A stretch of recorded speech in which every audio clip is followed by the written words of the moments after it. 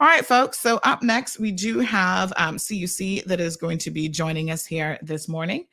We're delighted to have them in the studio. And just jumping back into the discussion that we were just having, and then we'll welcome Mr. Richard Hugh, who is a CEO for Caribbean Utilities Company on the program.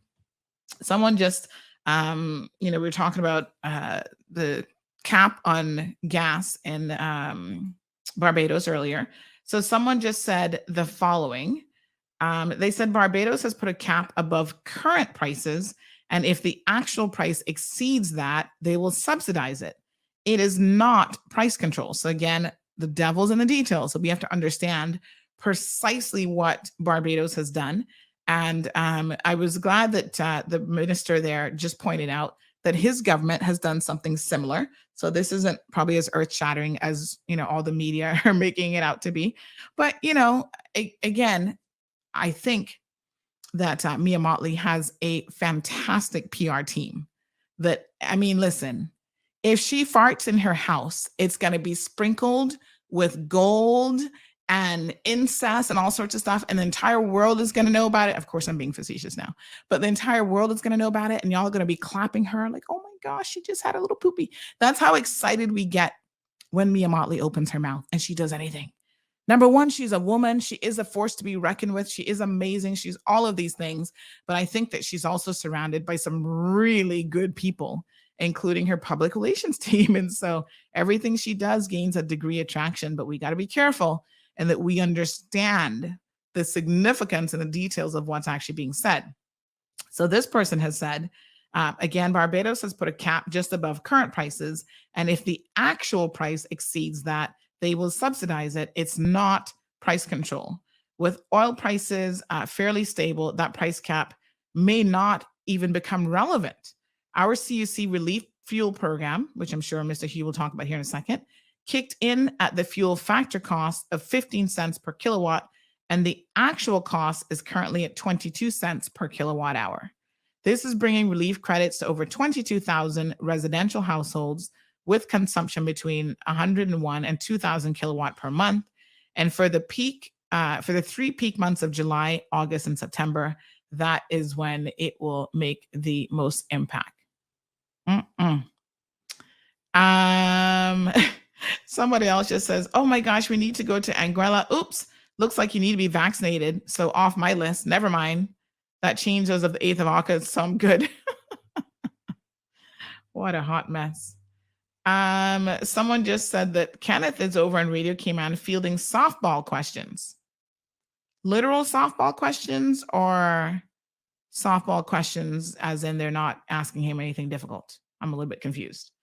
Okay, another person said, make sure, bring him back. Loving the vibes. So people already falling in love with that minister. Well, he'll be on island soon enough. All right, folks, let us go ahead and welcome none other than Mr. Richard Hugh to the program. Good morning, sir. How are you? Good morning, Sandra. Very good. Thank you. Good. My apologies for the slight delay in bringing you onto the program. My brain was actually thinking you were due to come on tomorrow. So I'm glad that you're here because we've already been talking about fuel prices and that sort of thing early in the program. So wonderful. So welcome. I know that this is your first time on the Cold Hard Truth. It is. Yes, we'll go.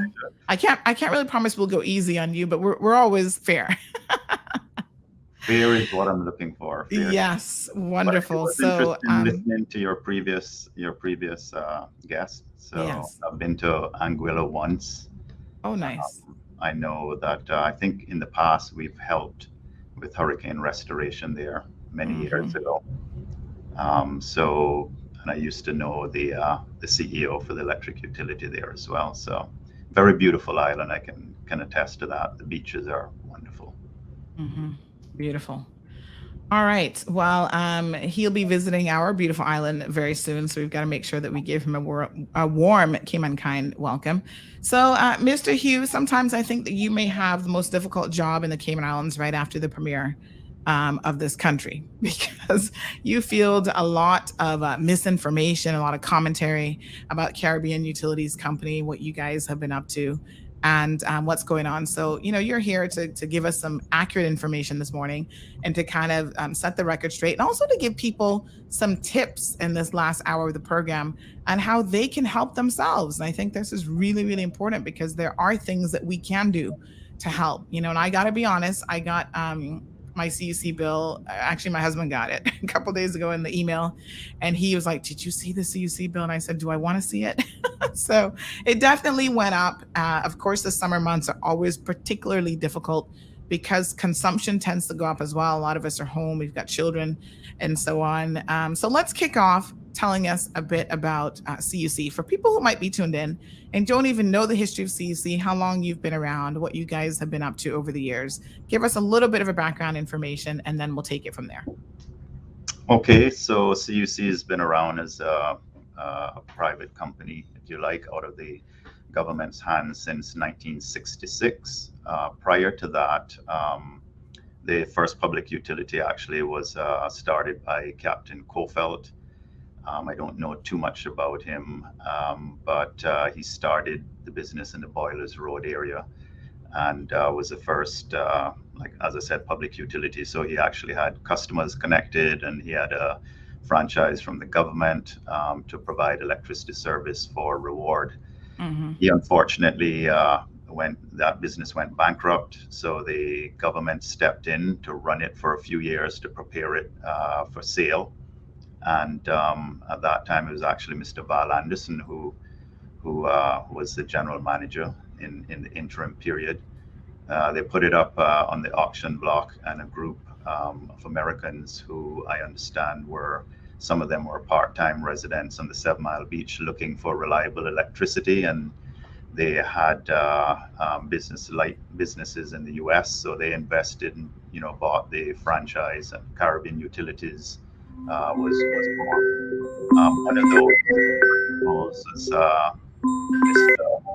Shropshire, and I do know his son is still a resident on the island. So there's some tie to that old history.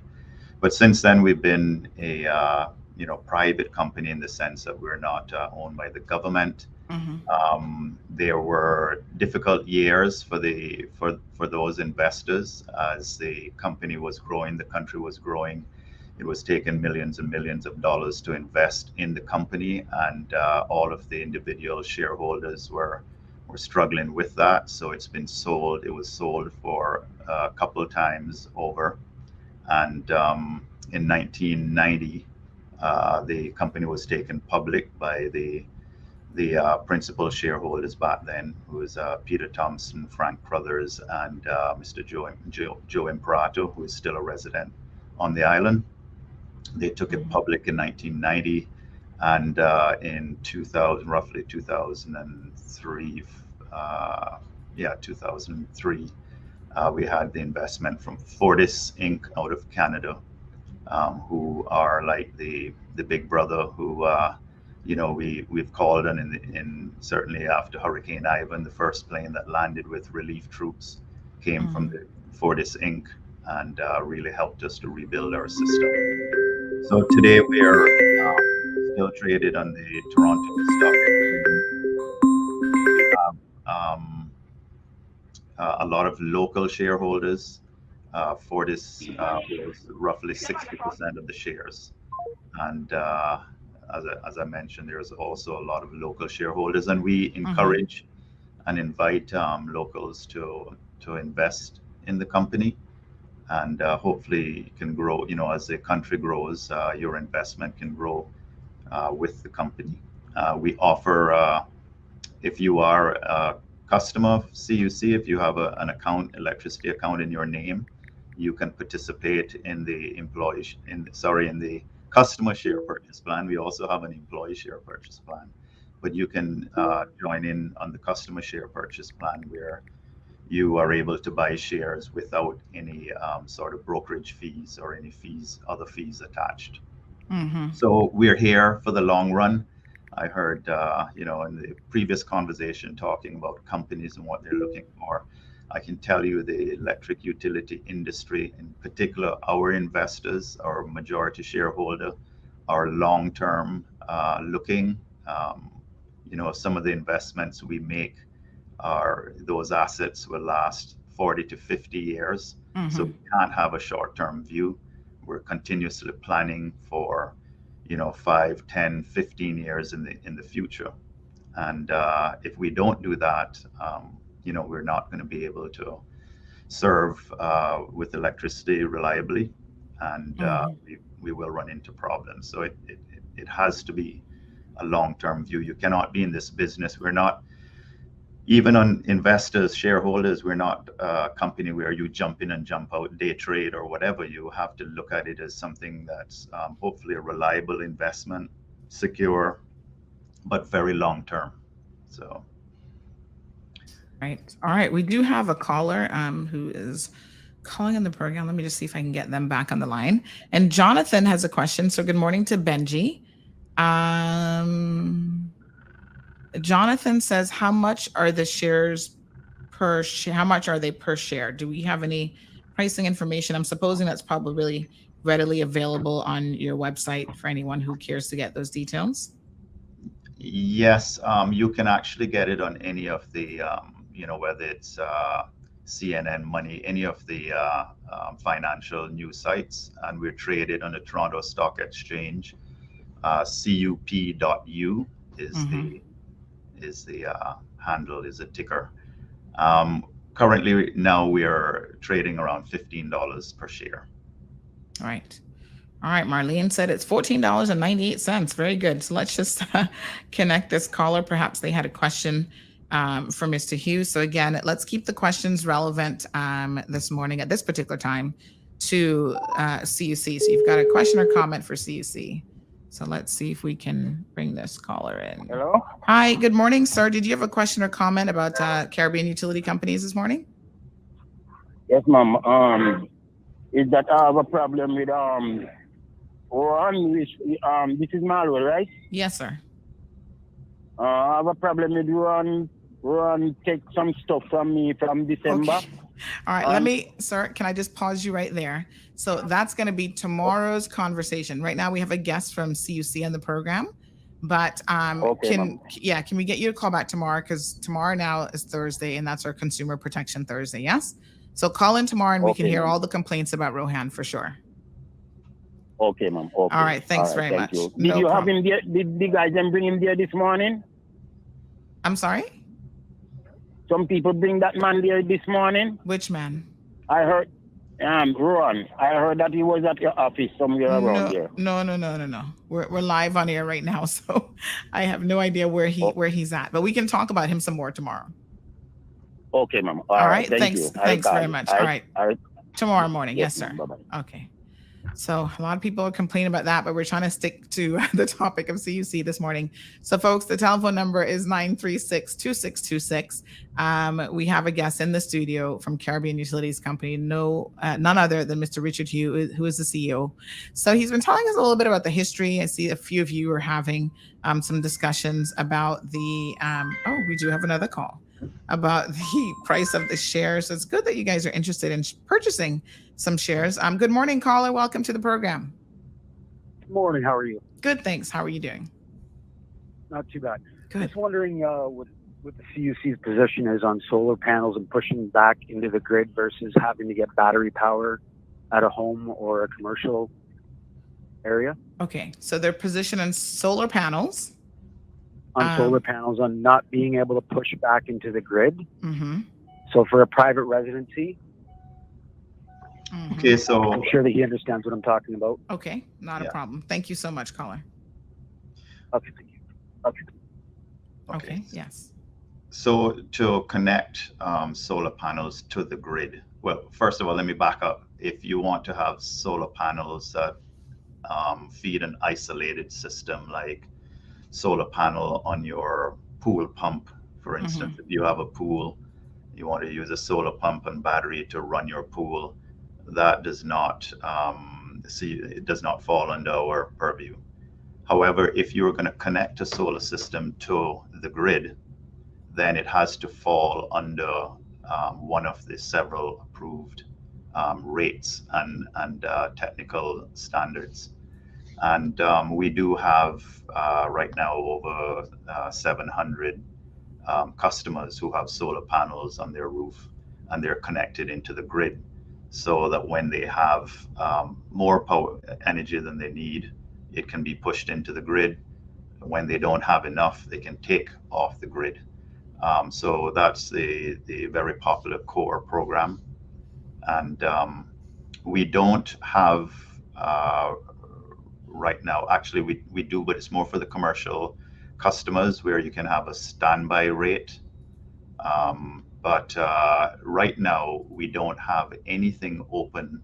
We're working to figure out how we can get more solar onto the grid from solar panels on rooftops, but we've reached the technical limit that our system can take for reliability reasons.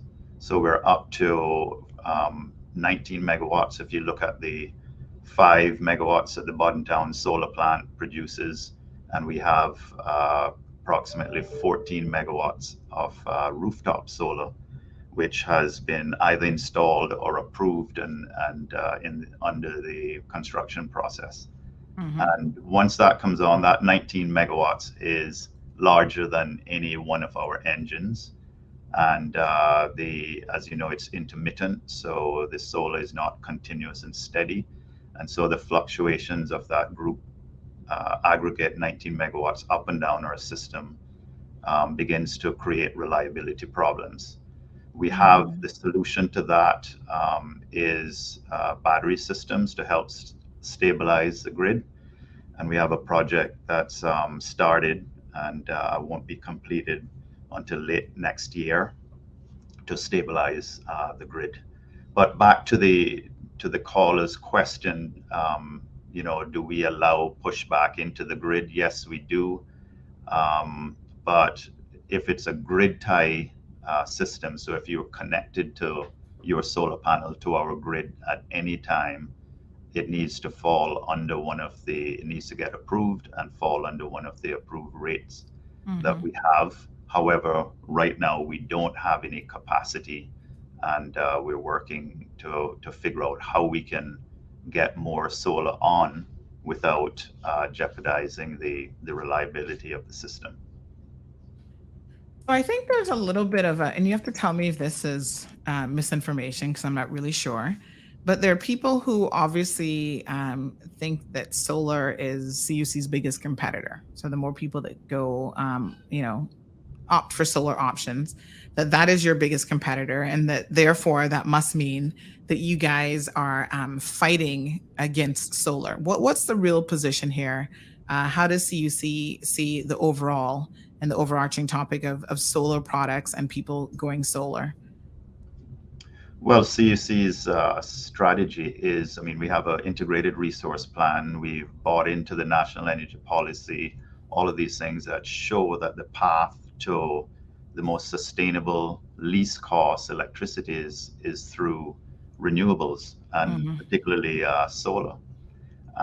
We presently, under all of the 19 megawatts I'm talking about that's on the grid, CUC does not profit from that or lose. It does not compete with CUC. It's like the fuel. So we're purchasing that energy and we're selling it on, putting it in the pool along with the fuel costs to serve our customers. So it's energy onto the grid that we buy, and we pass those costs on to consumers. So there's no reason for us to fight against solar providers or to fight against any solar initiative. In fact, we have made proposal ourselves. A couple of years ago, we put in a proposal to put a solar farm, very sustainable project, preserving, a lot of our natural. We have a large piece of property and it has a lot of natural Cayman rainforest, original Cayman rainforest. We pledged to preserve that and use only the man-modified or the sort of low biodiversity scrub bush area, and and this would be solar plus batteries, so it would help us with reliability as well. So we put that forward, but the regulator has decided that it needs to go to a competitive process.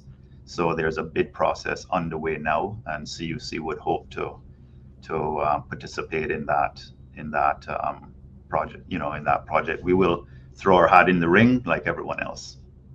Mm-hmm. So, you guys are you're accepting that solar's here. It's not going anywhere. It's part of your way forward. And just like everybody else, you got to jump on that bandwagon.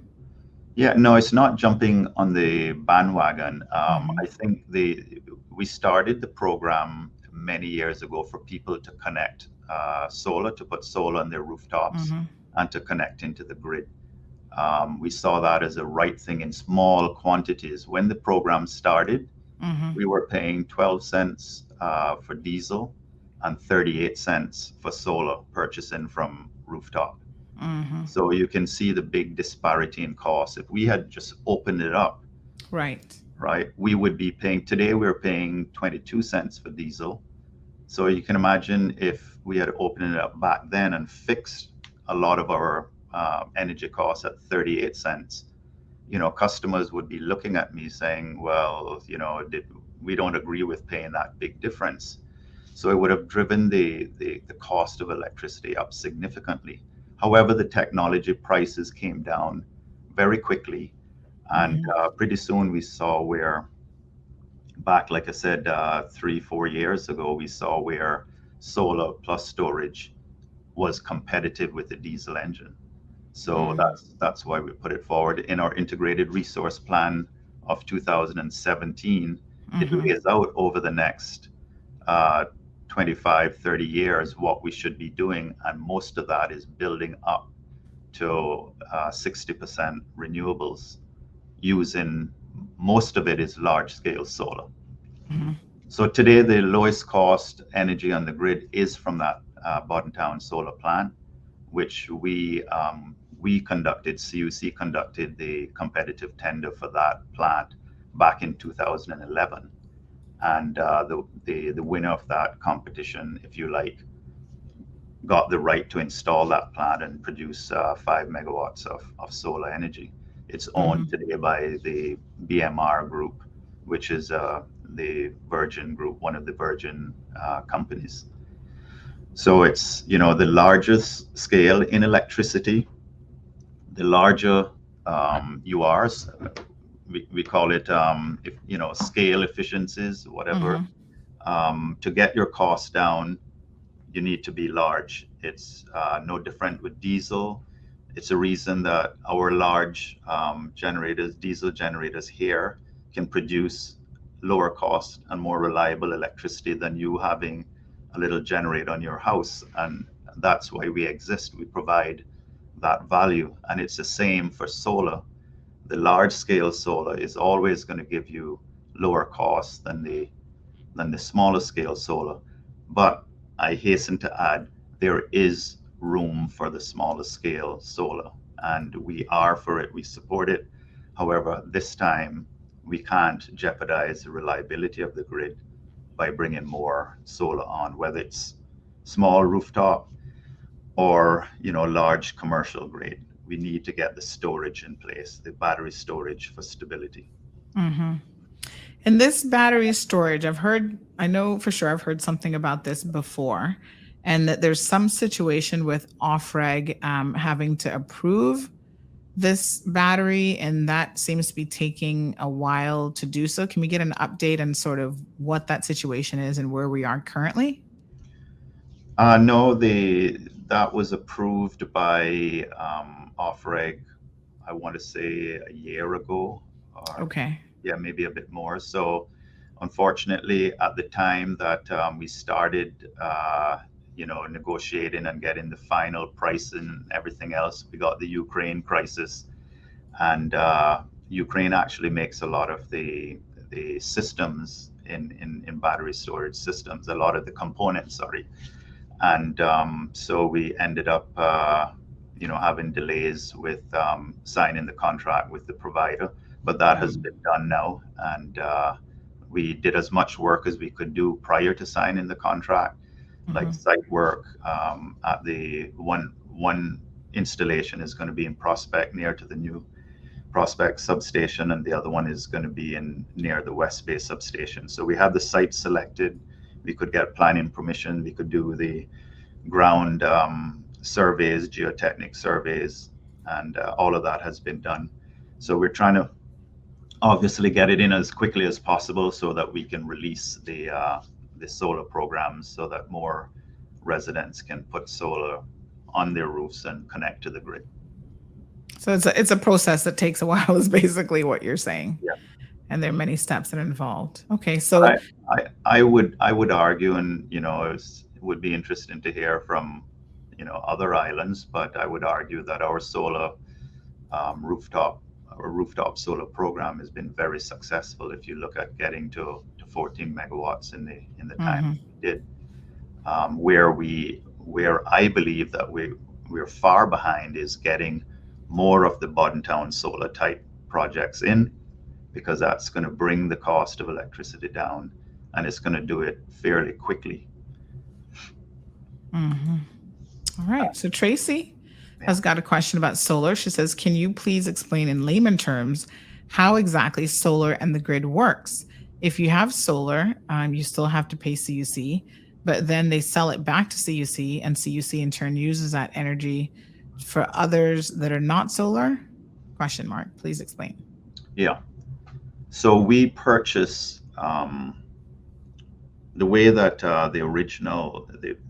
the early participants in the program install these solar panels, and the way that we've treated solar panels is that you are an independent power producer. So you are producing to put on the grid. So everything that you produce from your solar panel, we guarantee you a rate, and that rate has been moving down as the cost of the solar systems come down.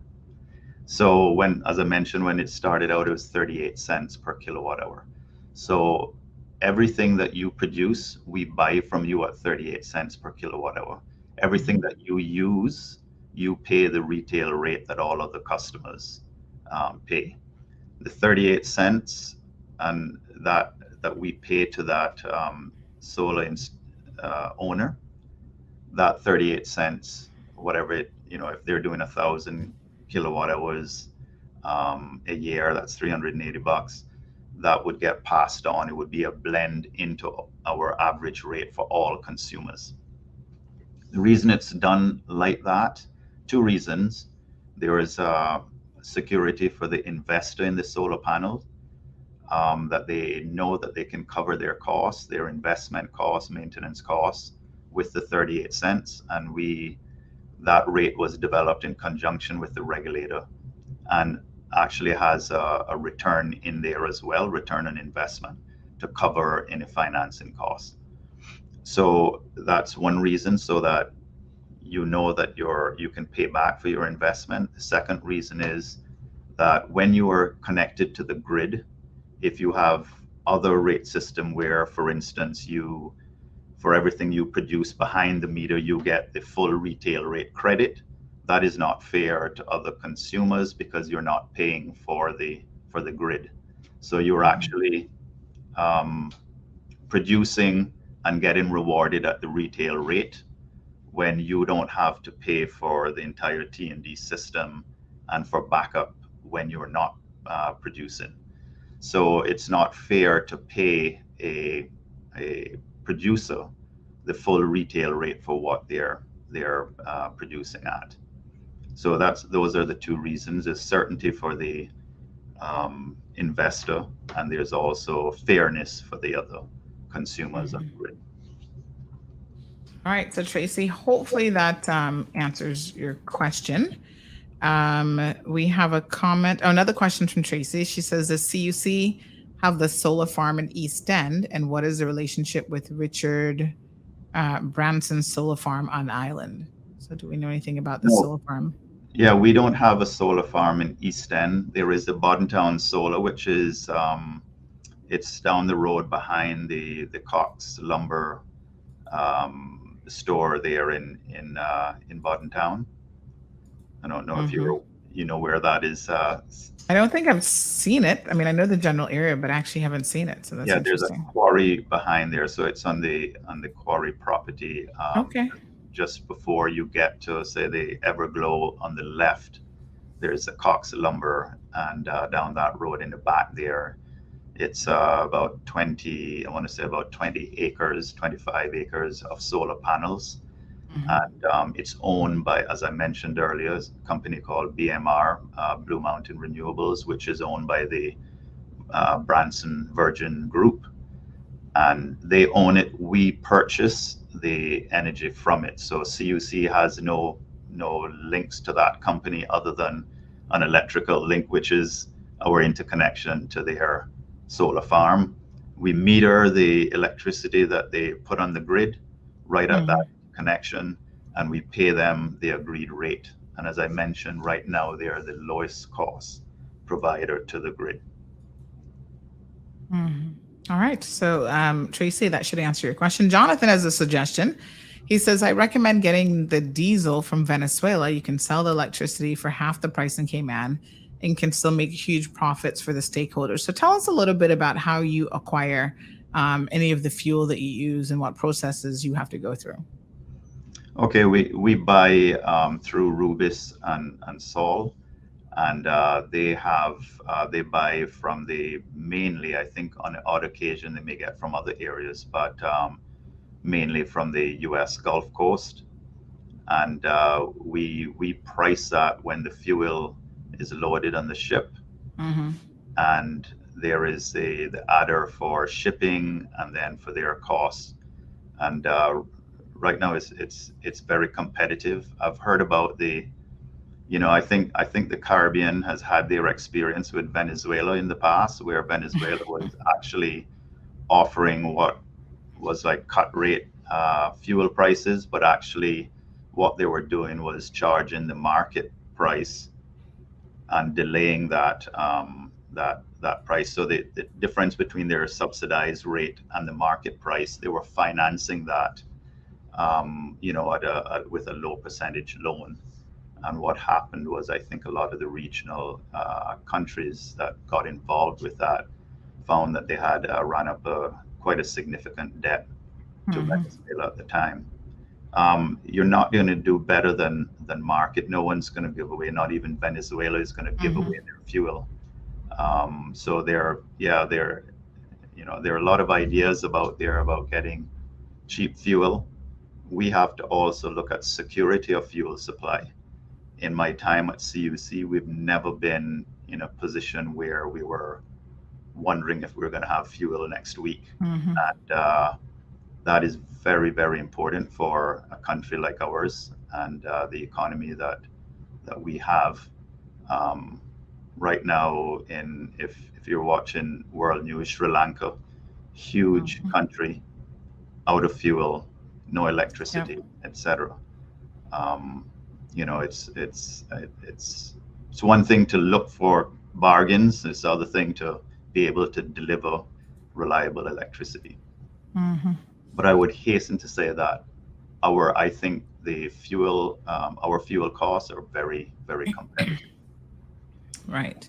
And of course, I mean, the point that you make, and I see Jonathan's comment about, yes, he would rather, he would prefer to get fuel from a communist country to keep people in their homes. But as you say, sometimes there are suppliers that simply can't be trusted. And so reliability, Jonathan, is the thing that CUC is obviously focused on, to make sure that they can acquire the fuel at a reasonable price.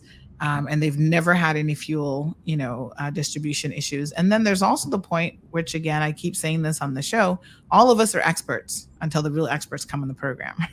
And then they have an opportunity to share their knowledge base with us, that really it's not as much of a savings as you think, because what the people in Venezuela, which by the way, the irony of it is they're one of the most, economically depraved countries in the region, if not right after Haiti, right? They are having food shortages and all sorts of issues themselves. They may get the benefit of having cheap fuel, but it doesn't do them much good because they still can't afford it because nothing else in their country really works well for their people. So I In think we fact, should. Sandra, in Venezuela, they have fuel shortages. They cannot keep up with the electricity supply, and they have Mhm. very, very tough laws with respect to electricity consumption. So if you use too much electricity, you're in trouble with the authorities because they just Wow. don't have enough electricity to serve their people. Isn't that crazy? Huh. Yet they sit on one of the largest oil reserves in In the the world. world. So That's the reality. there is a lot, and that's another thing about our business. There is a lot to do, and a lot that happens between Hmm. getting the energy out of the ground or getting it from the sun and getting it into your homes or businesses. That it's always on, or 99.9% of the time it's on. Hmm. There are a lot of moving parts, a lot of things happening that we have to ensure are in place and working properly to keep the lights on. Hmm. And you can see there are many examples of much larger countries with better resources where they can't keep the lights on. Hmm. Interesting. So, Jonathan, hopefully that helps. He keeps coming with the suggestions. He says, invest in a refinery in Venezuela, then. He thinks that that's the answer. A private Cayman refinery in Venezuela sounds like a great investment. Yeah, not when you have a government like Venezuela that is so unstable, Jonathan. So try to keep up with us now. All right. So we have Iron Lion who says the Newlands area seems to be more prone to unplanned power outages than any other area. Can Mr. Hughes speak to this? And is there any publicly available data on this type of an issue? So I guess the first question is that true that the Newlands area is more prone to unplanned power outages? And if so, why? And, what can we do about it? Yeah, so the Newlands area, I'm aware that we've had a number of outages there, planned and unplanned. You would see on the Newlands bypass road, we have some new circuits going down that road. So this is all part of trying to continue to serve reliably in an area which is exploding in terms of population growth. So Newlands Prospect area is our highest load growth area. So that's the reason we put the new substation in at Prospect, and we're running new circuits into that area. So we're aware and maybe a little delayed on getting that in to serve more reliably in that area. So yes, in the past we've had issues, but hopefully with all of the new circuits, new substations, etc., going in that area, that the reliability performance should be improving. Mm-hmm. And yes, we do track reliability down to the distribution circuit level. Our goal has been to get to 2 hours of outage per year. Um, that's the North American standard. It is a lot more. It's a lot tougher for a small isolated island to meet that standard, just because you don't have the reliability of a large interconnected grid. So we are it on the island. If we lose generation, for instance, there's no one next door that we're tied into that we can rely on their system while we put generation back on. However, the cost of reliability is to get from say 3 hours to 2 hours, it's the costs become exponential. You have to make very heavy investments. There are countries that are down around 1 hour or even less, but we believe the 2 hours is a reasonable target. To go lower than that, we would say if you can't survive 2 hours for the year, then you should possibly get a standby system on your facility, because the cost, as I mentioned, of investing in all the assets to get to the below 2.0 would be borne by all consumers, and they don't Mm-hmm. necessarily appreciate that level of reliability. Mm-hmm. Quite interesting. We have El Ray who has a question. Sorry, Miss Rhonda makes a question here. She says, Sandra, I like your show. I look forward to listening to it. Minister Brian is on Radio K-Man, along with Minister Joey and Deputy Premier. Again, I thought they were on there a couple days ago. All right, well, that's okay. We got a good audience over here paying attention, getting some facts. So El Rey says, ask Mr. Hugh how much of CUC's power is generated by renewable energy, and why is every customer being charged a renewable energy fee? So this is something, folks, and undoubtedly you will see showing up on your CUC bill. And there are people who are asking, why am I paying that if I am not a solar customer or I don't have access to renewable energy? So tell us a little bit about what that renewable energy kilowattage fee is exactly. Great. Thanks, Sandra, for putting the graphic up. This is a typical electricity bill. And so, as I mentioned earlier, we're purchasing from all of the renewable energy providers, whether it's the bottom town solar or rooftop solar. We're purchasing all of their energy, and then we're splitting that up. It's that energy that's put on the grid is displacing fuel costs. So the more solar we have, we don't need as much diesel in our generators. So the line there with the renewable energy kilowatt hour is $19.39. That is not in addition to fuel costs. If you like, the line above fuel costs would be going down. Now, to the extent that solar energy is cheaper than diesel fuel, the renewable energy charge will be growing at a slower rate than the fuel cost line is decreasing, if you understand what I'm saying. So we are replacing diesel fuel costs with renewable energy costs. And going forward, as I mentioned, my estimate is anywhere between 10 to 12 cents for renewable energy from a large scale solar farm like the Bottom Town Solar. So we're buying renewable energy, let's say at 10 cents, and diesel is currently at 20 cents. You would see that fuel costs coming down significantly and the renewable energy charge going up at a slower rate. In the long run, the fuel cost should be minimal and the renewable energy charge will dominate, because most of our energy used to supply to provide electricity to our customers will come from renewable energy. We're aiming for 60% by 2030. We're only at 3% today. So if they were at the same price, for instance, you would expect that the 1939 would be 3% of the total of the fuel cost of 360.74 plus the 1939. So across the grid, diesel is supplying 97% of the energy and solar roughly 3%.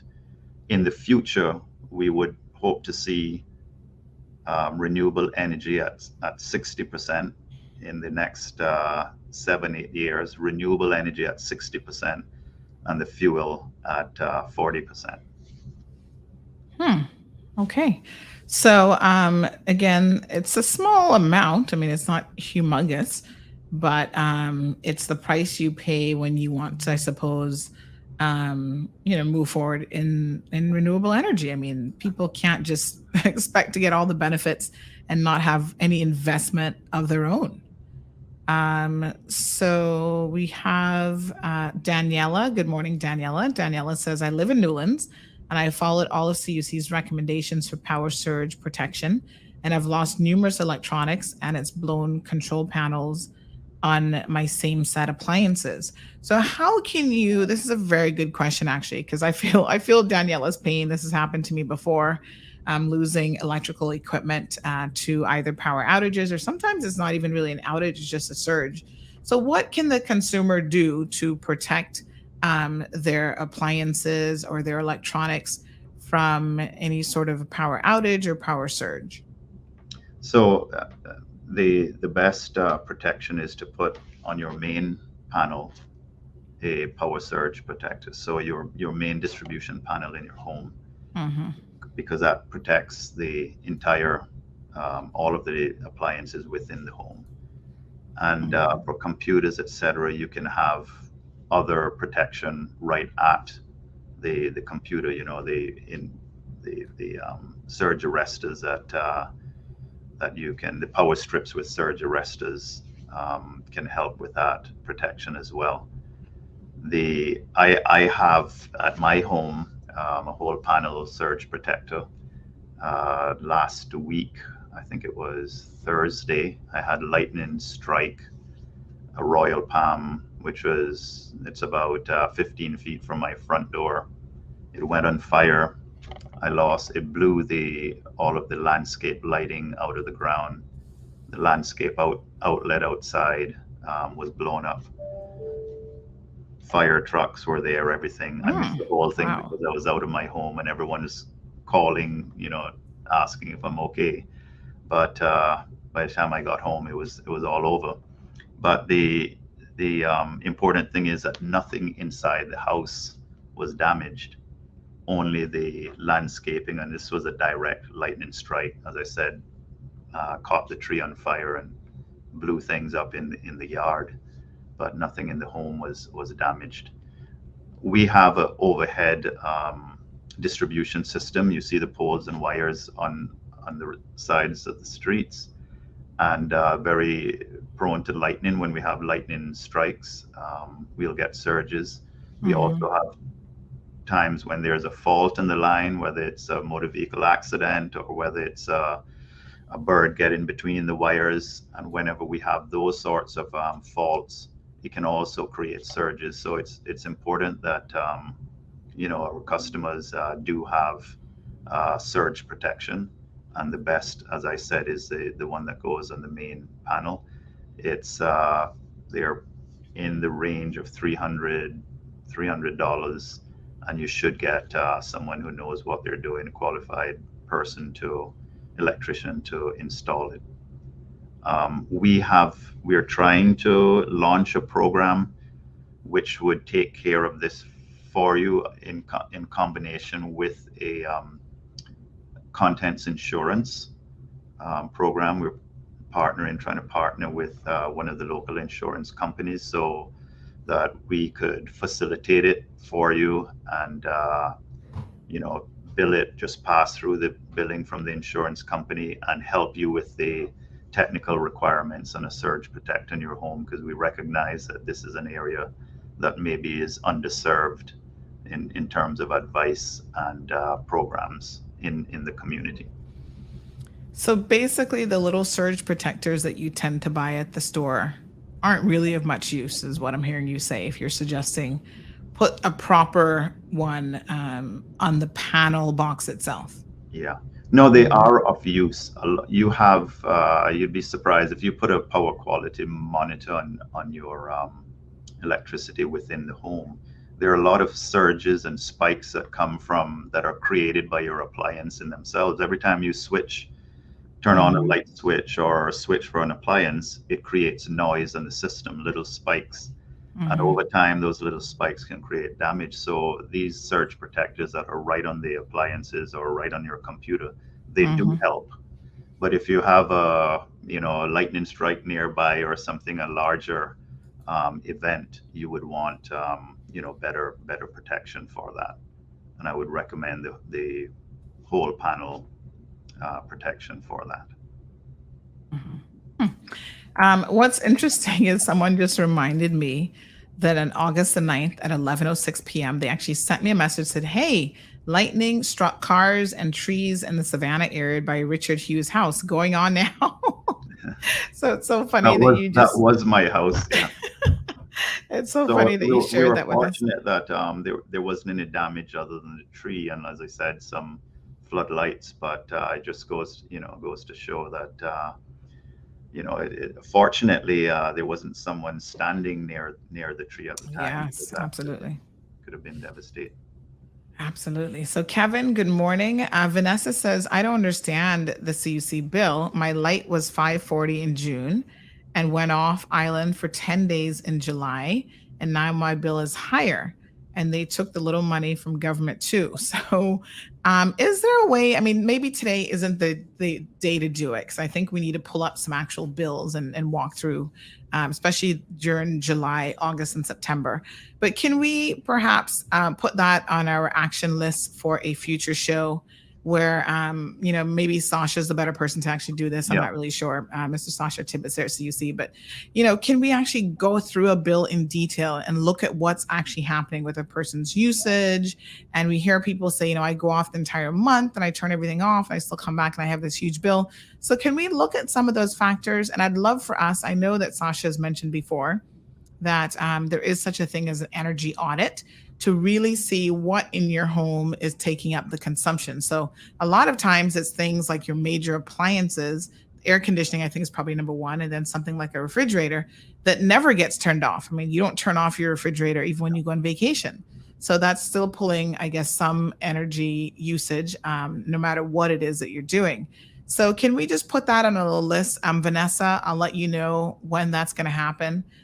To maybe take a deeper dive look at your actual electricity bill. And if you want to be our guinea pig and send your bills so that Sasha can look at, your June bill, your July bill, your August bill, and kind of tell you exactly what's going on, looking at fuel factor and so on. I think that'd probably be a good analysis that we could undertake. That's a very good point. I think everyone focuses on the dollar amount and no one looks at the consumption level, the kilowatt hours. And every consumer, certainly myself, I monitor this very closely. Every consumer can control that and make a big difference in the amount of consumption they have. We have a lot of tools to offer for that. You can go on our website through my CUC, and you can see your consumption on a 15-minute basis, so you can sort of figure out what is causing your consumption. For most homes, 60 to 70% of it is air conditioning. There's also water heaters, dryers, stoves. Those are the high consumers. And you can figure out, what is causing your high consumption, if it's high, and how to reduce that. We have a lot of advice on air conditioners.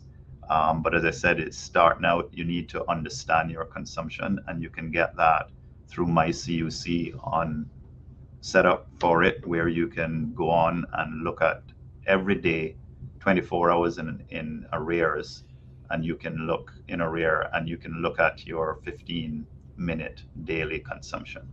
And on your bill, every bill, and this is my bill. I mean, I pay attention a lot to how do we do this now? The bars, the green bars. Yes. Right? So that's the monthly consumption. Every time you get your bill, it compares to the following year. And my last bill was the highest for the 12 months. And it was because I had all of my kids home from school. And they were, on holidays, and I think staying in, sleeping in, and have the AC on. So I get on their case about that, and we monitor it. I also have the sort of warning if I have my consumption set. Your alerts. The alerts, yeah. So I have it set at I think I have mine at 65 kilowatt hours per day. If I go above that, I get an email saying you've gone above your consumption level target that you've set. Then what do you do? Do you call the kids and say, get off get off the phone, the TV, stop playing the video games? It's usually the air conditioner, so it's a reminder. Look, set the temperature up. We have you have the programmable thermostats. Those are very important. I think in this day and age, if you're traveling, you forgot to turn the AC off, you can log in phone and just set it up. I did a lot, early in my career as an engineer. I got a thrill out of helping people reduce their consumption. And you might say, well, why would CUC do that? But from 1991, 92, we joined into a power conservation program called Energy Smart. And it's always been our we have been consistent, for the last 30 years, 40 years, that look, we want you to use only the amount of electricity that you need, to make your lives better. If you're wasting electricity, we don't want a disgruntled customer who has a bill higher than they can afford because it's being wasted. So we're interested in helping you get your consumption level down to, where it's affordable and you're still enjoying the comforts of electricity. The biggest, as I mentioned, air conditioning, you need insulation. Your air conditioner is like a heat pump. If I use the analogy, it's like a bilge pump in a boat. If you have a leak in your boat and there's water coming in, the bilge pump is going to run to pump it back out because it has a float switch that says the water is up. It's the same thing. The air conditioner has a thermostat, says the heat is up, turn the AC on, let it run and pump the heat back out. If you have a lot of holes in your boat, your bilge pump is going to run continuously, probably kill your battery, burn the pump up. If you have a lot of holes in your insulation in your home, the air conditioner is going to continue to run, and once it's running, it's drawing electricity. That is kilowatt hours that you have to pay for. And so if you can keep the AC running to a minimum by not allowing the heat to get into the home, then you're going to have much lower bills. Also, if I'm learning from my customer service team that what we're seeing, and we're learning from the energy efficiency competition we did earlier, I think it was last year, where the winner, we actually replaced the air conditioner system and did insulation, and found that actually the largest saving was in replacing the air conditioning unit because it was not functioning properly. It wasn't a high efficiency unit, but besides that, it just was not working properly. So going back to the bilge pump analogy, if the pump is running, but it's not pumping the water out, you're still using electricity to run the pump, but you're not getting the impact. You're not lowering the water level in the boat. Similarly, in the home, the AC is running. You think, okay, it's running, it's working, but if it's not pumping the heat out, it's not getting in the cooler. It's still using electricity to run, but you're not feeling the coolness, and the thermostat is saying keep running because you haven't gotten the temperature down.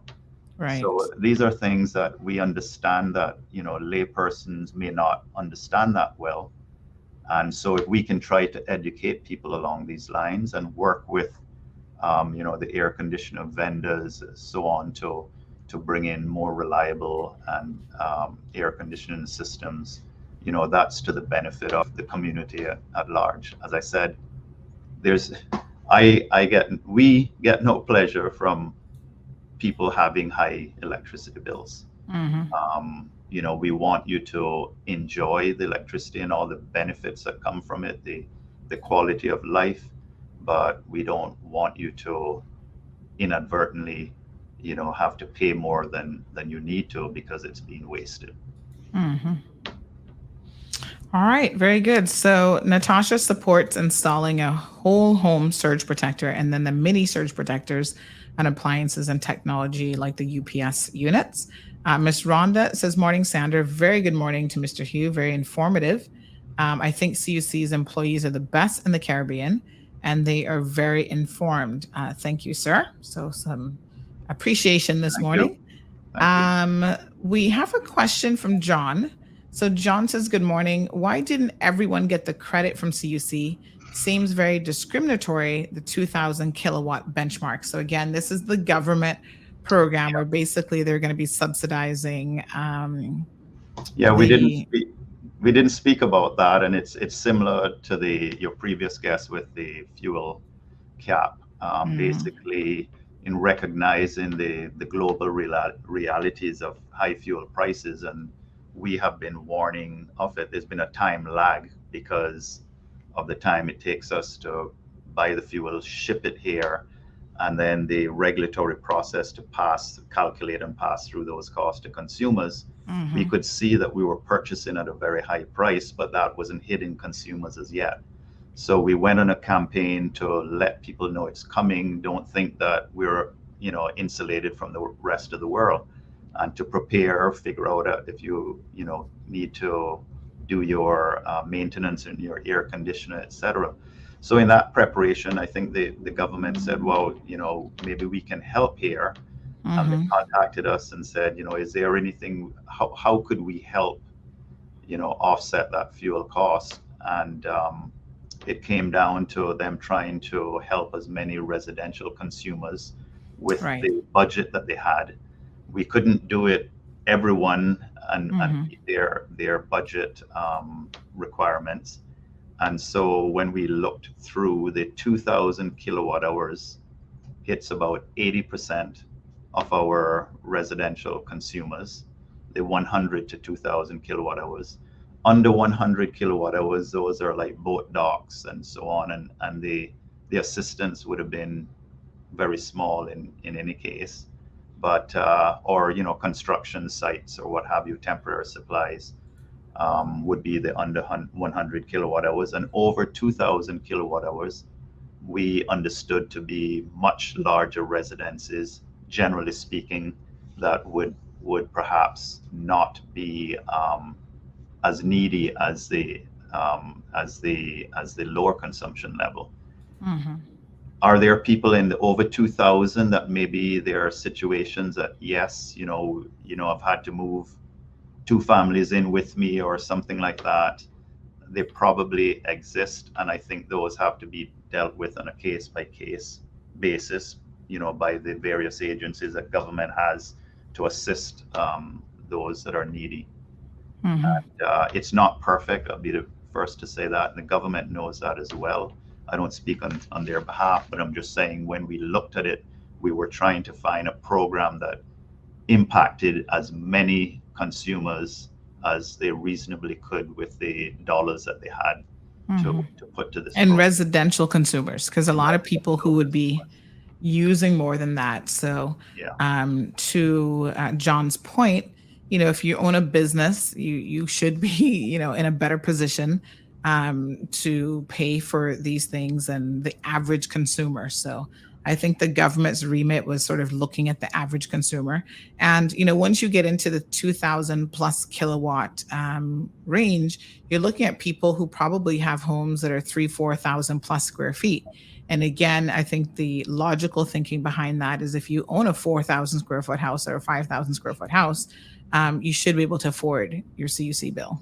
You've got to sort of think about these things, build based on what you can afford. And, I think that's probably a fair position, that the more means you have, the less you should be looking for government to subsidize you. So Jonathan says that he notices a little surge in his lights when the neighbor's air conditioning is turned on, and he's wondering if that's normal. That sounds bizarre. Yeah, I would say he should contact our customer service about that. It could be that the transformer or the service wire has more load than it should have. It could be a design issue on the network. Sometimes we get additional load put onto the system that we don't know anything about. So that when you have large loads coming on, like an air conditioner, it causes a little flicker in the light. So we can have a look at that, and if there's anything to be done to correct it, we will.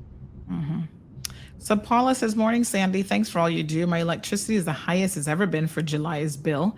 Noted no government assistance on my bill. Wondering who's benefiting from this government assistance. So can you explain when people will actually realize the credit? Because I know it's for the, is it July, August, September bills? But then you're not going to see it until... Yeah, it's the August bill. So if you had 2,000 kilowatt hours or less consumption on the bill that you received in August, which is actually billing you for the July consumption, but it's the bill that was it comes in August. Comes in August. Right. So mine is 8th of August was when I received mine, and most would be around, I think our billing process is over 24, 48 hours. So if you were under or at or under 2,000 kilowatt hours, you will see the assistance. The July bill would have been the highest. Last summer we were around 11 cents per kilowatt hour on the fuel costs, and we were up to 20 cents, 22 cents. And let me just get I think it's changing from 20 to 22 cents. So yeah, August fuel rate is 22 cents. So that's going to come on to the bills that you'll receive in September. So the August, September, and October bills are the ones that the government are assisting with. But that is consumption for July, August, September. Okay. And those are the hottest months of the year, typically the highest consumption. And also this year coinciding with a fuel price spike. We're seeing the prices come off a bit now, the fuel prices. I was just looking at it this morning, and yes, they're dropping a bit. So hopefully, going in once the assistance comes off, we'll see that the fuel price is down a bit, but there are no guarantees there. Mm-hmm. So we have some people, and we're, believe it or not, out of time, but we do have some people giving us some tips on, for example, Tracy says, turning off and on your AC actually takes more power. Consciously setting your AC at a lower temperature during times you're not home. We actually found out last time from Sasha that is a misconception, that a lot of people believe that, as Tracy does, that turning it off isn't going to save you. But Sasha said that's not true. Turn it off. Yeah, so that's one of those things that's always in circulation, but actually isn't factual, Tracy, believe it or not. Yeah, I always say, if I'm out of the home, you can set it up to 85. If you turn it off altogether, it would be the lowest cost on electricity and consumption, the least amount of consumption. Once it isn't running, it's not using electricity.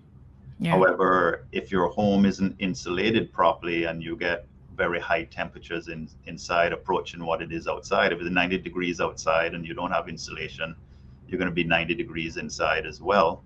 And that can cause issues, scent, odors, mold, etc. So the idea is that if you set it up to 85, that's what I do.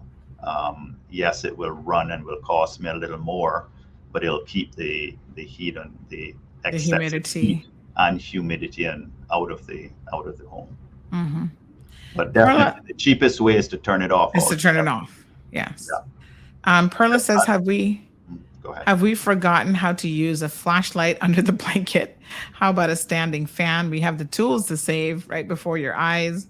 Maria says changing the filters every 2 months and having your AC serviced every 3 months is also very important, because sometimes you have, to Maria's point, we've noticed it before, you might have a little leak of Freon, whatever, and you don't even know it until your AC guy shows up to service it. And he says, yeah, you're losing Freon. And so you keep having to dip the temperature more and more to cool it at the same feel-like temperature.